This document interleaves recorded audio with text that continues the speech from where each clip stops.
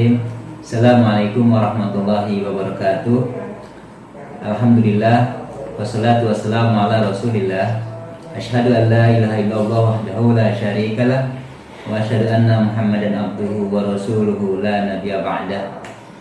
Rabbi shrah li sadri wa yassir li amri wahlul 'uqdatam min lisani yafqahu qawli, amma ba'du. Anak-anakku, siswa-siswi SD, SMP, SMA, IT, Kordoba 2 yang dirahmati Allah. Tanpa terasa, saat ini kita sudah sampai di hari ke-7 bulan Ramadan. Semoga Allah Subhanahu wa Ta'ala selalu memberikan kesehatan dan kekuatan kepada kita semua, agar kita dapat meraih kemenangan di bulan Ramadan ini, sehingga dapat meningkatkan derajat ketakwaan kita kepada Allah Subhanahu wa Ta'ala. Pada kesempatan kali ini, Mister akan membawakan tema 8 mustahik penerima zakat. Para penerima zakat telah ditentukan oleh Allah Subhanahu wa Ta'ala, bukan ditentukan oleh manusia. Dalam Al-Quran, Quran surat At-Taubah ayat 60, Allah berfirman, A'udzu billahi minasy syaithanir rajim. Bismillahirrahmanirrahim. Innamas shadaqatu lil fuqara'i wal masakin wal 'amilina 'alaiha wal mu'allafati qulubuhum wa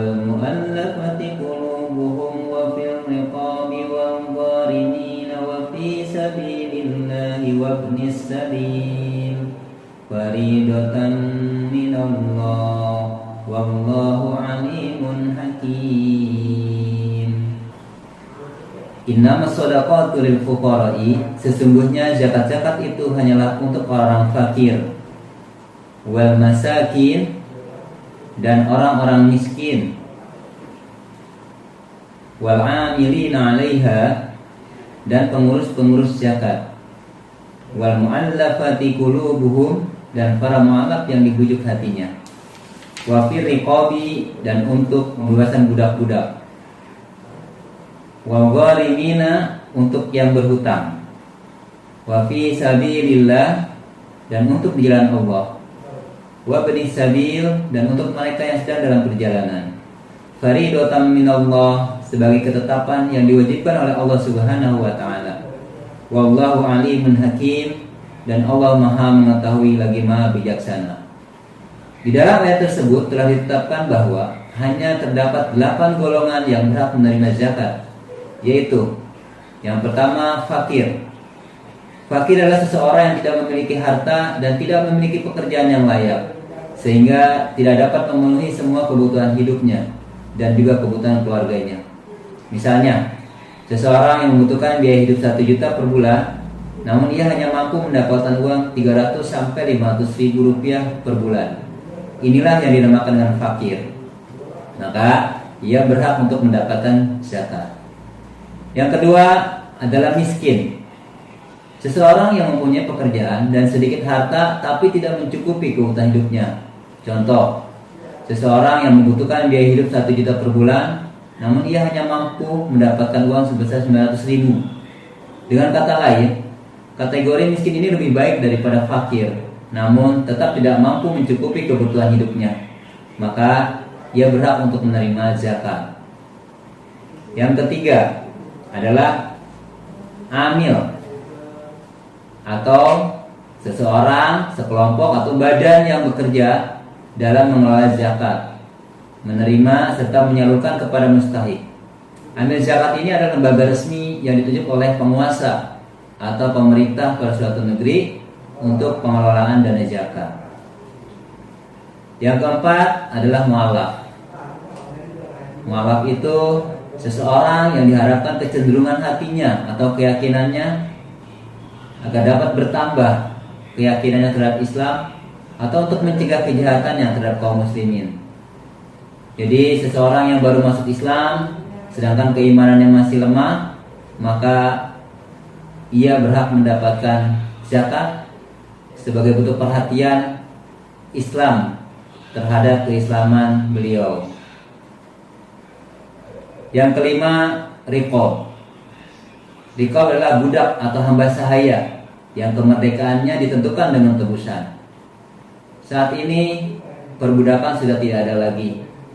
Namun menurut Syekh Mahmud Saltot, bisa dikatakan kategori riqab, yaitu orang-orang muslim yang negerinya sedang diduduki atau dijajah oleh musuh, atau tentara muslim yang menjadi tahanan musuh. Contohnya, negara yang saat ini sedang dijajah adalah Palestina yang sedang dijajah oleh Israel. Tentara muslim yang menjadi tahanan musuh, ya termasuk tentara Palestina yang mungkin sedang ditahan oleh Israel maksudnya, itu pun bisa dikategorikan sebagai riqab.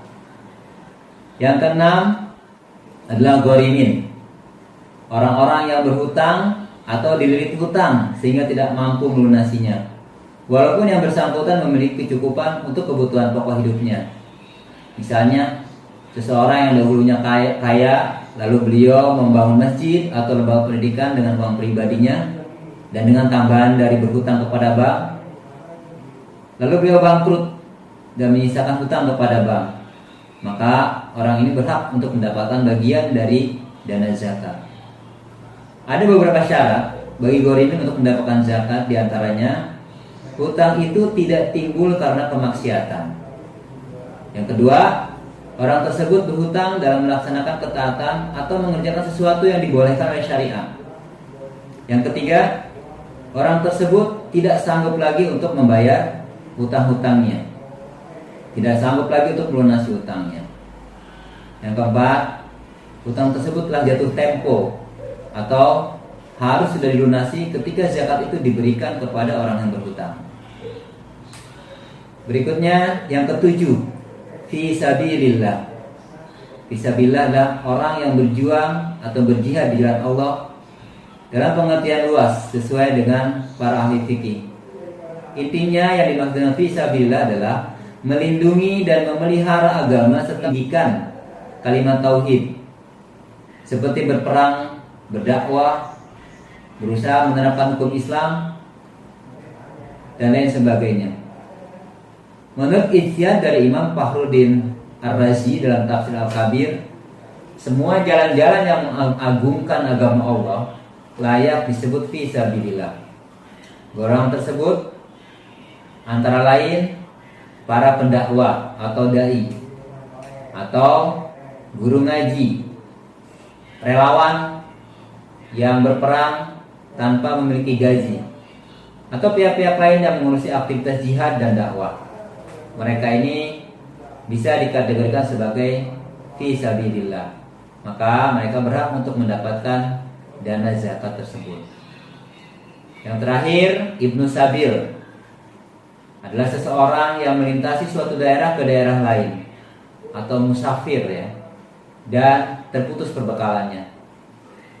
Ibnu Sabil adalah musafir yang dalam arti sebenarnya, sejauh apapun dia perjalanannya yang membutuhkan bekal karena hilangnya harta atau habisnya bekal, sekalipun dia orang kaya di negerinya, maka ia berhak untuk menerima zakat. Demikianlah sedikit pemaparan tentang 8 mustahik penerima zakat yang dapat Mister sampaikan. Wallahu a'lam bishawab. Selamat berbuka puasa. Wallahu muwaffiq ila aqwamit thoriq. Wassalamualaikum warahmatullahi wabarakatuh.